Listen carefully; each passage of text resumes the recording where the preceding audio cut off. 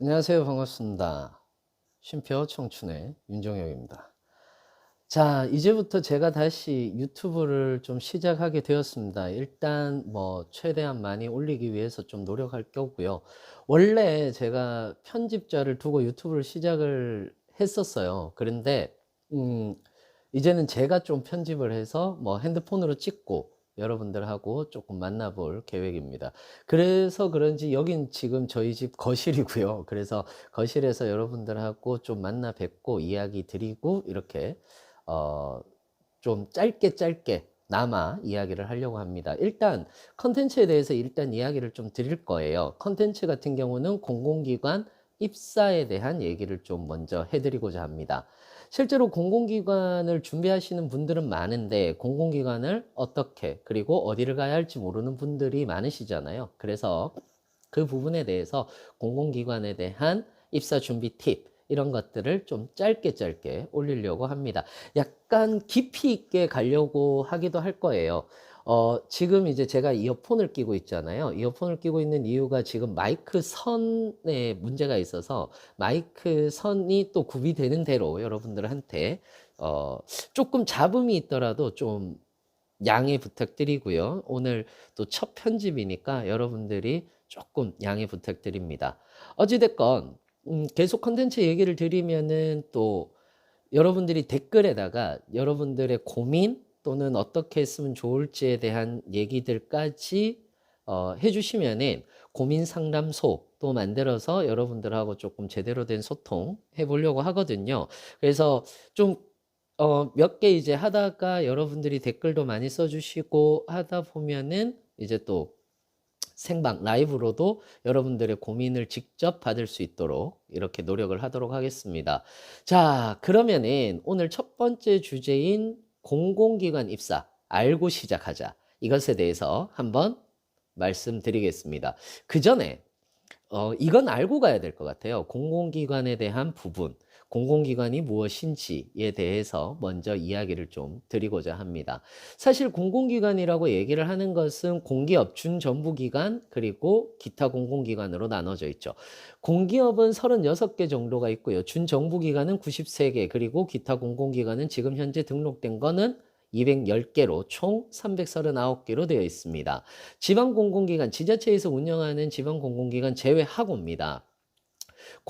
공기업이라고 이렇게 얘기를 하게 되면은 한국전력공사라든지 한국가스기술공사, 부산, 여수, 울산, 인천 항만공사나 또는 인천국제공원공사, 주택도시보증공사라든지 가스공사 이런 데를 이야기를 하는 거고요. 준정부기관이라고 얘기를 하는 거죠. 준정부기관은 위탁 집행을 하고 있는 관광공사라든지 이런 데를 이야기를 하고 있습니다. 한국가스안전공사도 여기에 들어가죠. 또는 기금관리를 하고 있는 예보, 즉 예금보험공사도 여기에 들어갑니다. 그 외에 기타 공공기관으로는 대한법률구조공단이라든지 국가평생교육진흥원 이런 것들이 있고요. 그 외에 부설기관도 있습니다만은 거기는 우리는 넣지 않겠습니다. 지방 공공기관도 있긴 하지만 이 부분은 제가 정리한 부분이 있어서 지방 공공기관 채용과 관련돼서 따로 이야기를 좀 드리도록 하겠습니다. 사실 제가 이것부터 얘기를 드리는 거는 내가 어떤 성격의 공기업을 가는지는 어느 정도 알고 있어야 되기 때문이라고 저는 생각을 합니다. 일단 채용 인원, 올해 2019년도의 채용 인원을 조금 정리를 해 보면은요.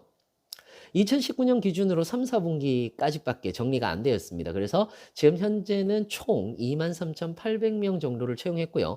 정규직, 전환형 인턴을 포함해서 청년 채용은 총 19,118명 정도를 채용했습니다. 그래서 지금 현재 뉴스에서도 나왔죠. 우리가 목표한 거에 95% 정도는 채용을 했다라고 이렇게 이야기를 했어요. 사실 이 수치에 대해서 내려고 되게 오랜 시간이 걸렸거든요. 그런데 엑셀로 일일이 작업을 합니다. 일일이 작업을 해서 여러분들한테 내년에 또 보여드려야 되고 하기 때문에 일일이 작업을 하는데 사실 작업하는 양에 비해서 생산성은 조금 떨어지는 편인데 어찌됐든 이야기를 드리는 겁니다. 사실 이 작업을 제가 계속하는 이유가 있어요. 이 작업을 하는 이유 중에 하나는 여러분들과 상담을 통해서 어떤 기업을 가야 되는지 이런 매칭들을 해드리기 위해서라고 이렇게 얘기를 하는데, 사실 여러분들은 이 부분에 대해서는 뭐 그렇게 크게 궁금하진 않으시잖아요. 하지만 이 부분에 대해서 제가 이렇게 말씀드리는 이유는 조금 더 차근차근하게 이야기를 좀 드리고 싶어서 그렇습니다.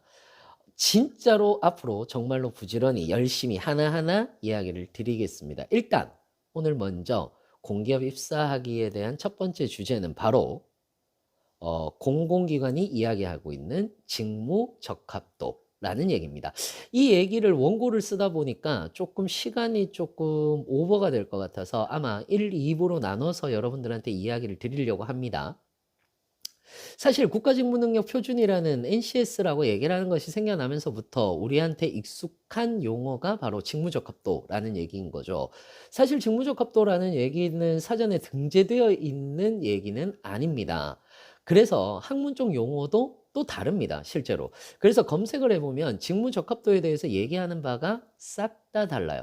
그래서 일단 먼저 구분부터 하고 시작을 하도록 하겠습니다. 일단 구분부터 하시죠. 대기업과 공공기관에서 직무적합도는 굉장히 결이 다르다라고 이렇게 얘기를 할 수 있습니다. 대기업에서 가장 중요하게 생각하는 것은 직무에 대한 전문성을 얘기를 하는 거죠. 직무에 대한 전문성이라고 얘기를 하는 것은 예를 들어서 상품의 생산이라든지 품질, 이윤 창출과 밀접하게 연관되는 거죠.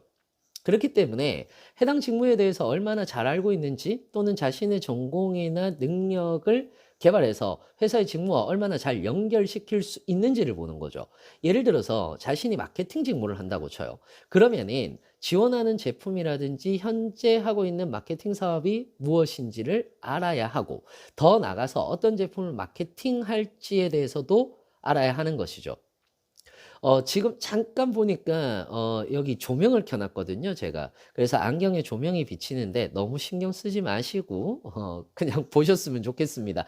아직까지 제가 서툴러서 여러분들한테 조명을 제가 어디 둬야 되는지 그것도 몰라서 하니까 편집자가 있을 때는 참 편했는데 말이죠. 어찌됐건 계속 이야기를 좀 하도록 합시다. 우리 대기업의 직무적합도에 대해서 얘기를 했는데 공기업의 직무적합도는 조금 다릅니다. 공공기관은 공공재를 다루는 기관이자, 그리고 정부의 정책을 반영하고, 그리고 또 국민의 복지를 증진시키는 것을 목적으로 하는 기관이 되죠. 그렇기 때문에 공공기관에서 직무적합도라고 얘기를 하는 것은 공공기관의 사업과 목적을 분명하게 아는 것을 의미합니다. 다시 얘기하자면 공공기관에서 얘기하는 직무적합도는 공기업에 대한, 즉 공공기관에 대한 사업이라든지 목적 이런 것들을 분명하게 아는 것을 의미하기도 한다라고 이렇게 이야기를 할 수가 있습니다. 조금 더 자세한 내용은 우리 2부에서 한번 찾아뵙도록 하겠습니다. 아마도 하루 상간으로 올라갈 건데 실제로 이제 제가 찍을 때는 연달아서 찍거든요. 연달아서 찍으니까 여러분들 같은 옷 입었네, 같은 뭐 구도네 이렇게 생각하지 마시고 조금만 참으시고 여러분들 또 2부에서 뵙도록 하겠습니다. 감사합니다.